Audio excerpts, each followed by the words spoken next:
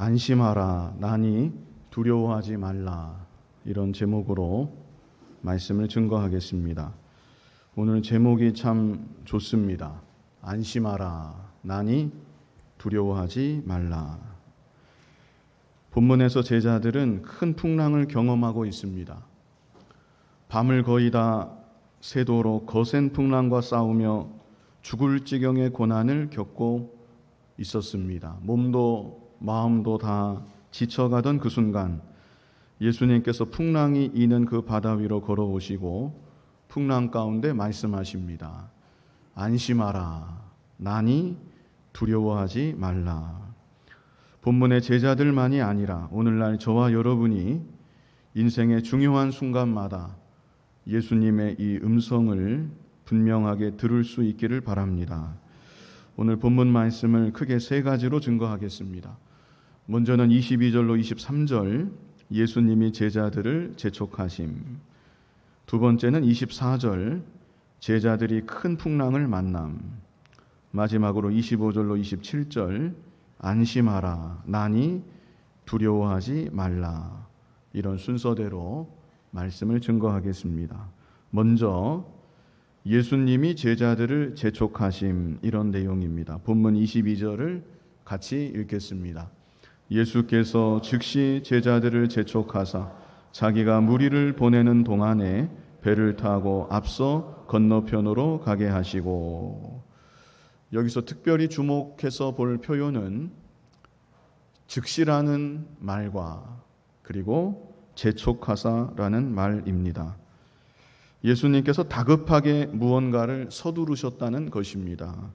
무엇을 서두르셨습니까? 제자들로 하여금 어서 배를 타고 갈릴리 바다 건너편으로 가라고 다급하게 서두르시며 재촉을 하셨던 것입니다. 그렇다면 도대체 지금 그 자리에 무슨 일이 있었기에, 위급한 일은 아니었던 것 같은데 도대체 무슨 일이 있었기에 예수님이 이렇게 다급하게 제자들을 반대편으로 가라고 명하시는 건가? 우리가 2주 전에 오늘 본문 바로 앞 13절로 21절까지 말씀을 함께 보았습니다. 무슨 내용이었습니까? 예수님께서 떡 5개 물고기 2마리로 남자 장정만 5,000명이나 되는 수많은 무리들을 만족하도록 먹이시고, 그러고도 12바구니가 남는 놀라운 기적을 베푸신 사건이 바로 앞에 본문에 기록되어 있었습니다. 같은 사건을 기록한 요한복음 6장 14절로 15절에 의하면 예수님께서 그 기적을 베푸신 직후 그 자리에 있었던 군중들이 예수님을 붙잡고 예수님을 임금으로 삼고자 했다고 말씀하고 있습니다. 사실 조금 생각해 보면 군중들의 이런 반응은 지극히 인간적으로 자연스러운 반응일 것입니다.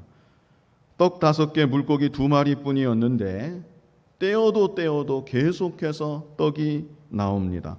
나누고 나누어도 계속해서 물고기가 나옵니다. 지금도 사람들은 속임수인 것을 뻔히 알면서도 신기한 마술을 보면 환호를 하며 박수를 칩니다. 그런데 지금부터 약 2000년 전 아무것도 없는 빈들에서 예수님이 감사기도 하시니까 떡 5개 물고기 2마리가 계속해서 나오고 모두가 배불리 먹도록 없어지지 않았던 것입니다. 이것은 눈속임이 아니었습니다. 이것은 실제였습니다. 그 자리에 있었던 수많은 무리들이 다 함께 만족하도록 배불리 먹는 경험을 하였던 것입니다. 얼마나 신기한 일이었겠습니까? 아마 모두가 환호를 하면서 박수를 쳤을 것입니다. 너무나 감동하고 감격해서 눈물을 쏟아내는 사람들도 그 자리에는 분명히 있었을 것입니다. 그리고 그들은 약속이라도 한 것처럼 다 같이 한 목소리로 예수님의 이름을 외칩니다. 예수님, 우리의 임금이 되어 주십시오. 우리의 임금이 되어 주십시오. 분위기는 점점 더 고조가 되어서 예수님의 뜻은 여쭙지도 않고 억지로 예수님을 임금으로 모시고자 하였던 것입니다. 언뜻 생각하면 예수님이 이 분위기를 타시면, 이 분위기를 등에 업고 복음 운동을 하신다면 더 많은 사람들이 예수님을 믿을 것 같고, 더 많은 사람들이 예수님의 제자가 될 것 같고, 예수님의 복음 운동, 구원 운동이 대성공을 거둘 것처럼 보입니다. 그러나 바로 이때 예수님은 찬물을 끼얹는 것입니다.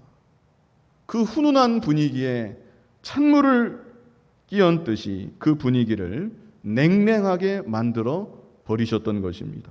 무리들을 다 쫓아내듯 흩어버리십니다. 그리고 제자들은 배를 타고 건너편으로 가도록 명하셨던 것입니다. 왜 이렇게 하신 것일까요? 여러 가지 측면을 생각할 수 있겠지만 가장 중요한 것은 예수님이 이 땅에 오신 목적 자체가 세상의 임금 되시기 위함이 아니었기 때문입니다. 예수님은 이 땅에 왜 오셨습니까? 예수님이 이 땅에 오신 것은 우리의 죄를 대신 지시고 십자가에 못 박혀 피 흘려 죽어주기 위해서 이 땅에 오신 것입니다. 태초부터 계셨던 성자 하나님께서 죄 가운데 있었던 우리 인간들을 구원하기 위해서 죄의 문제, 인간의 근원적인 문제를 해결하기 위해서 사람의 몸으로 이 땅에 친히 찾아와 주셨던 것입니다. 그러나 그때나 지금이나 사람들의 관심사는 영혼 문제가 아니라는 것입니다. 죄의 문제가 아니라는 것입니다. 그때나 지금이나 사람들의 관심사는 육신의 문제, 지금 당장 잘 먹고 잘 사는 문제에 치우쳐 있는 것입니다. 예수 믿어서 내가 죄사함 받고 구원받는 것보다 예수 믿어서 부자 되고 예수 믿어서 병고침 받는 것에 더 혈안이 되어 있는 것입니다.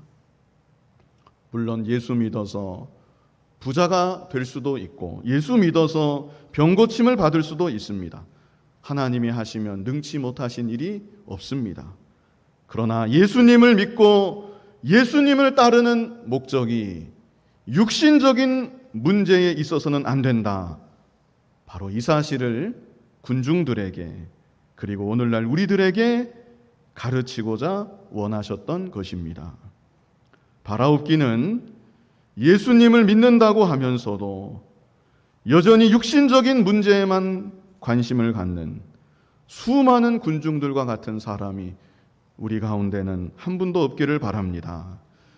예수님을 믿음으로 죄사함 받아 하나님의 자녀가 된 거, 내 영혼이 살아난 거, 천국의 백성이 된 거, 이것으로 인하여 일생 감사하며 복음을 힘있게 증거하고 하나님께 영광 돌리며 살아갈 수 있는 여러분이 다 되시기를 바랍니다. 아울러서 예수님은 이 일을 통하여서 예수님의 제자들을 또한 바르게 가르치기 원하셨습니다. 아마 제자들의 기분이 상당히 들떠 있었을 것입니다. 떡과 물고기를 예수님께로부터 받아서 나눠주는데 계속해서 떡과 고기가 나옵니다. 얼마나 신기합니까? 기적을 행하시는 분은 예수님이시지만 자신들이 우쭐해져서 신나게 떡과 물고기를 나누어 주었을 것입니다. 그런데 예수님은 그런 제자들의 모습을 보시고 즉시 그들을 재촉해서 너희들 이 자리를 어서 떠나라. 저 바다 건너편으로 배를 타고 가라. 이렇게 명하신 것입니다. 재촉하셨다는 이 말씀은 제자들이 주저했다는 것을 나타냅니다. 제자들은 이해가 안 갑니다. 참 예수님 이상하시다. 지금 분위기가 얼마나 좋은데 예수님 따라다닌 이래로 우리가 지금처럼 보람을 느꼈던 때가 없는데, 지금처럼 기쁘고 만족한 적이 없는데 왜 우리를 이 자리에서 내쫓아내시는 건가? 아마 이렇게 생각하면서 예수님 명령에 주저주저 했던 것입니다. 그래서 예수님은 재촉하셨습니다. 아예 등 떠밀듯이 어서 가라. 여기는 너희가 있을 자리가 아니다. 제자들을 급히 바다 건너편으로 보내신 것입니다. 앞으로 제자들은 군중들의 박수와 환호에 민감한 사람들이 되어서는 안 됩니다. 군중들이 박수치고 잘한다고 칭찬해주면 거기에 어깨가 들썩이는 사람이 되어서는 곤란한 것입니다. 예수님이 임금 되시기를 은근히 바라면서 그 덕에 나도 좀 출세하기를 바라고, 그 덕에 나도 좀 알려지기를 바라고, 그 덕에 나도 좀 부와 영광을 누리기를 기대하는 그런 류의 사람들이 되어서는 안 되는 것입니다. 앞으로 제자들은 신약교회의 지도자가 되어야 합니다. 그런데 그 자리는 박수받고 영광받는 자리가 아닙니다. 십자가에 못 박혀 피 흘려 죽으신 예수님을 생각하고, 죽기까지 순종하신 예수님 생각하고, 죽기까지 낮아지신 예수님 생각하고, 철저히 자기 자신을 부인해야만 되는 자리, 오직 주님과 복음만을 위해서, 하나님의 영광만을 위해서 죽도록 충성하고 헌신해야만 되는 자리, 그 자리가 바로 교회의 지도자의 자리인 것입니다. 그러므로 예수님은 아직 철이 없는 제자들, 사람들의 칭찬이나 비난에 웃었다 울었다 하는 제자들, 지금도 한껏 으쓱해서 들떠있는 제자들, 그들을 바르게 가르치시고 그들을 더욱 단련시키고자 그들을 바다 건너편으로 건너가게 하셨던 것입니다. 우리 본문 23절, 그리고 예수님은 어떻게 하셨는가? 23절 같이 읽어보겠습니다. 무리를 보내신 후에 기도하러 따로 산에 올라가시니라. 저물매 거기 혼자 계시더니, 바로 이것입니다. 바로 이 모습입니다. 이것이 바로 이 땅에 계시는 동안 예수님께서 우리에게 가르쳐 주고자 하셨던 모습이고, 그러므로 오늘날 예수님을 믿고 따르는 우리들이 진정 소유해야 될 믿음의 참 모습인 것입니다. 예수님이 무리들을 어떻게 하셨습니까? 무리들을 보내셨습니다. 예수님의 열렬한 팬과 같습니다. 광팬입니다. 그런 무리들을 다 흩어서 떠나 보내신 겁니다. 세상의 명예 영광, 육신의 자랑 다 떠나 보내신 것입니다. 그리고 예수님은 홀로 산에 올라가서 고요한 중에 하나님 앞에서 기도하셨습니다. 오늘날 저와 여러분도 떠들썩한 세상을 뒤로하고 고요한 가운데 하나님 앞에 엎드려 기도할 수 있는 기도의 사람들이 되어야 합니다. 세상의 명예, 영광, 권세, 사람들의 칭찬 다 뒤로하고 하나님을 홀로 대면해서 하나님을 바라보고 하나님 앞에서 자기 자신의 모습을 살필 수 있는 믿음의 사람들이 되어야 하는 것입니다.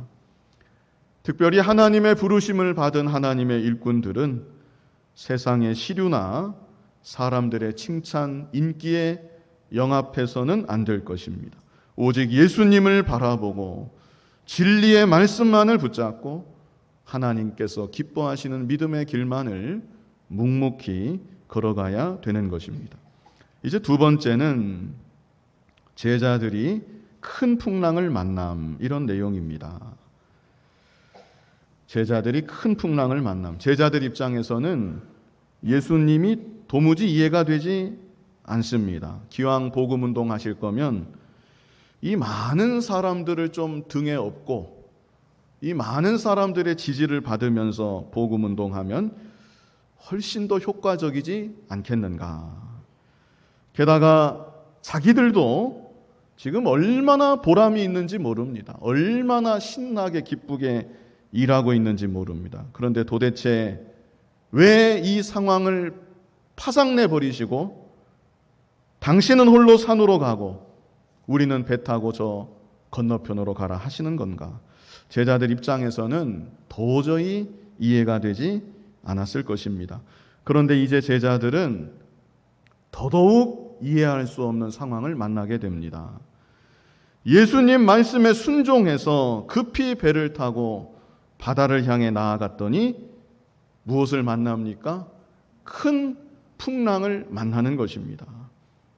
순종하면 어떻게 돼야 정상이겠습니까? 순종하면 형통해야 됩니다.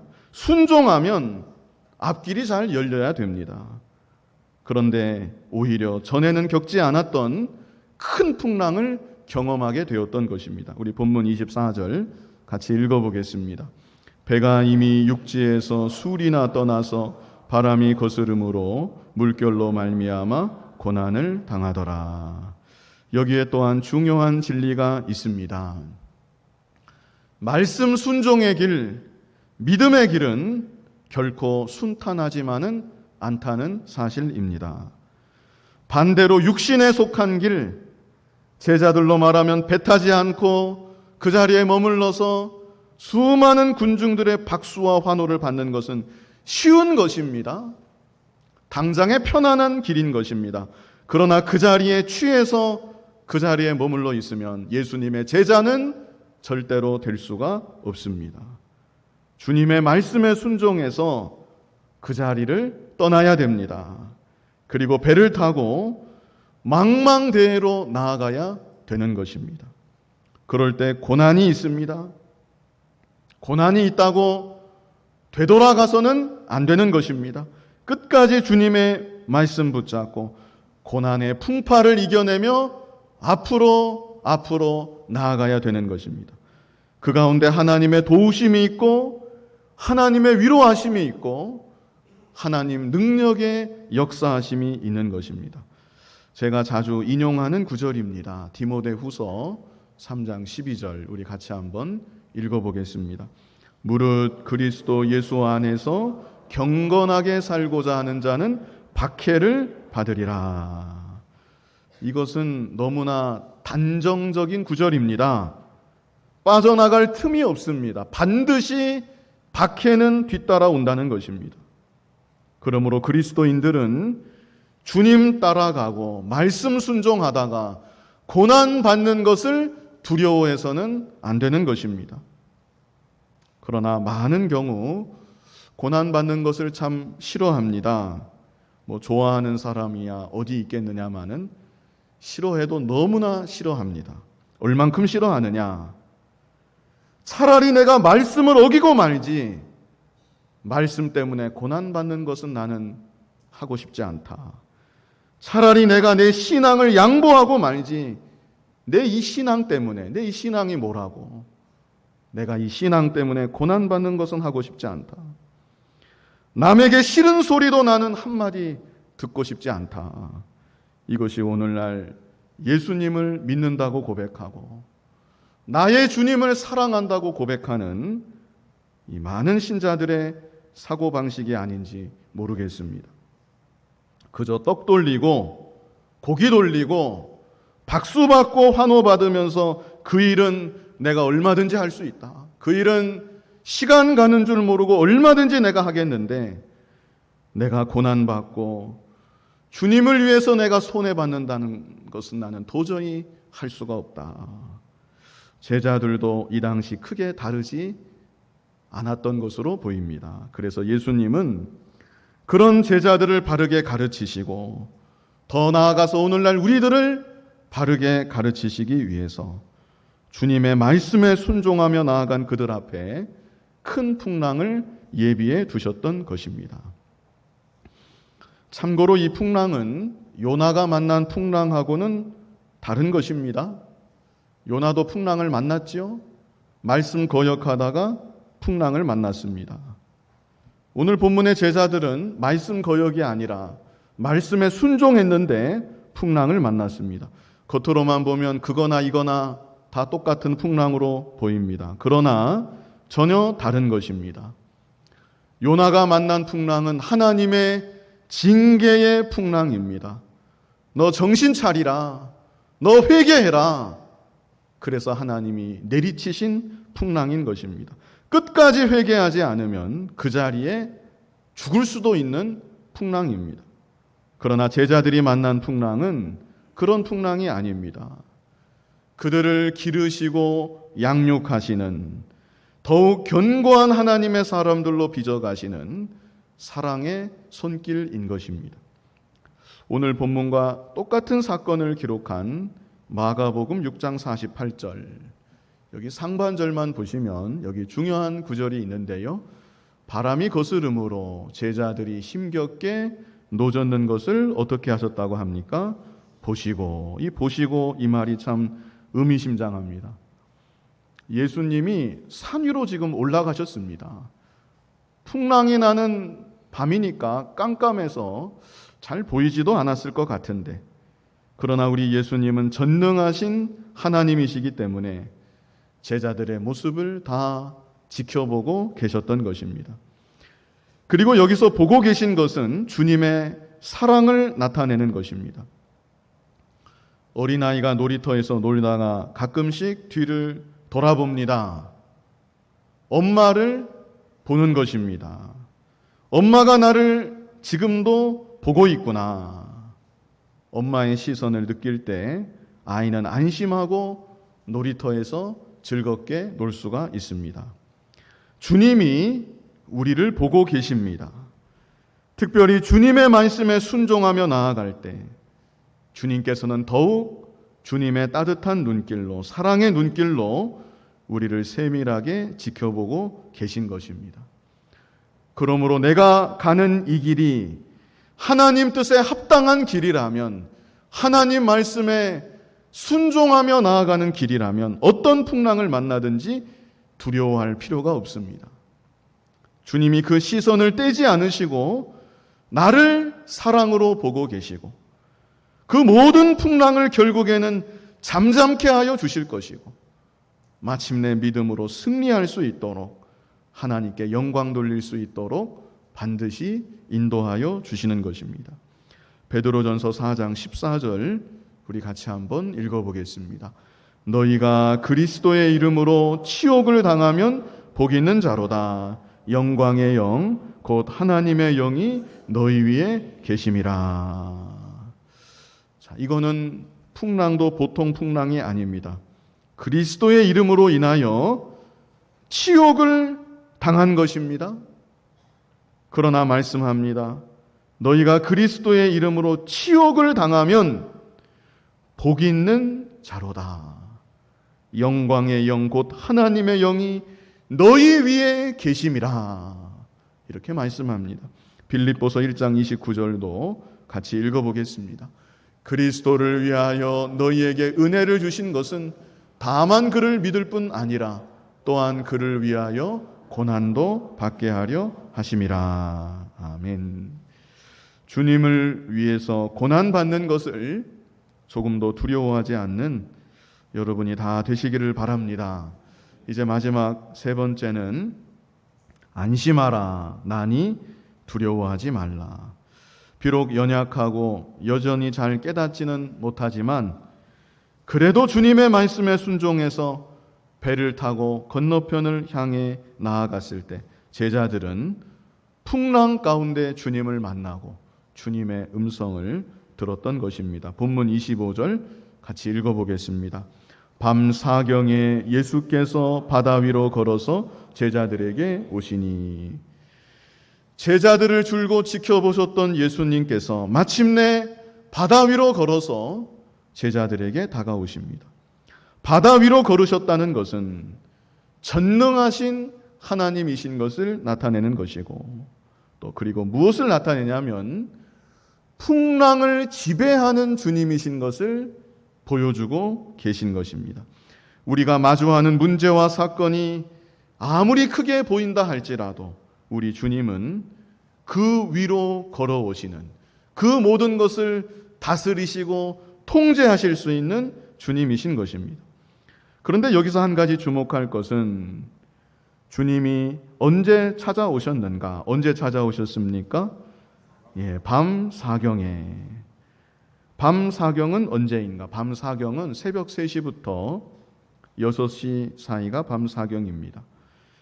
예수님이 군중들에게 저녁밥 먹여주시고 바로 이어서 제자들 재촉하사 바다로 나아가게 하셨습니다. 제자들은 그때로부터, 아마 그때가 몇 시가 되었을지 모르지만 저녁 이후에, 그 전날 저녁 이후에 그때로부터 밤 사경까지, 그러니까 거의 밤을 다 새도록 풍랑과 사투를 벌였던 것입니다. 그러므로 밤 사경은 인간의 힘이 완전히 소진한 때, 이때가 밤 사경이라고 할 수 있겠습니다. 내 힘으로는 더 이상 아무것도 할 수 없는 때, 그때가 밤 사경인 것입니다. 오늘날도 주님은 우리에게 언제 찾아오시는가? 밤 사경에 찾아오시는 것입니다.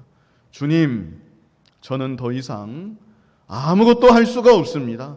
제 힘으로는 도저히 풍랑을 헤쳐나갈 수가 없습니다. 바로 그 순간 우리 주님이 나를 찾아와 주시는 것입니다.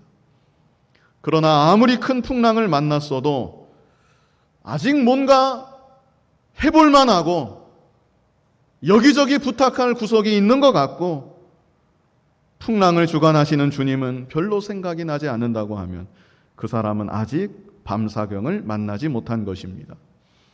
하나님이 그 사람을 정말 사랑하시면 억지로라도 밤사경을 만나게 하십니다. 풍랑을 더 거세게 몰아쳐서 두 손 두 발 다 들게 만드시고 주님 앞에서 거꾸로 질 수밖에 없도록 만드시는 것입니다. 우리는 그런 상황 되기 전에 내 마음이 먼저 가난해져서 나는 주님 없으면 못 삽니다. 내가 할 수 있는 일은 아무것도 없습니다. 오직 주님만을 간절히 바라보고 사모하며 나아가야 합니다. 항상 밤사경 만난 자인 것처럼 그렇게 주님을 찾고 바라봐야 되는 것입니다. 그럴 때 주님은 항상 나에게 찾아와 주시고 항상 나를 만나 주시고 더욱 풍성한 은혜를 허락하여 주시는 것입니다. 마지막 26절로 27절을 우리 같이 읽겠습니다. 제자들이 그가 바다 위로 걸어오심을 보고 놀라 유령이라 하며 무서워하여 소리 지르거늘 예수께서 즉시 이르시되 안심하라 나니 두려워하지 말라. 제자들이 얼마나 무섭고 놀란 상황이었는지 우리가 이 구절을 통해서 알 수 있습니다. 힘을 다 소진했을 것입니다. 기운이 하나도 없습니다. 마음도 약해질 대로 약해진 상황이었던 것입니다. 바로 그때 시커먼 무엇인가가 바다 위로 둥둥 다가오는데 제자들이 소스라치게 놀란 것입니다. 그런데 그때 예수님이 야, 이 사람들아, 왜 나를 못 알아보느냐? 그러신 게 아니고 안심하라. 나니 두려워하지 말라. 그들의 지친 마음을 이해하시고 부드러운 음성으로 다독여 주신 것입니다. 제자들은 너무나 낯익은 예수님의 음성, 그 사랑의 음성을 들을 때에 두려움이 아마 즉시로 물러갔을 것입니다.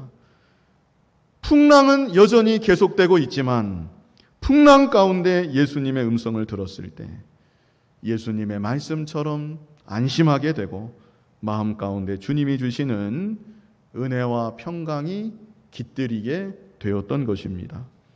오늘날에도 우리를 재촉하사 육신이 편안한 자리, 박수받는 자리, 내가 들떠서 있는 자리, 세상 명예와 영광의 자리를 떠나게 하시는 우리 주님이십니다.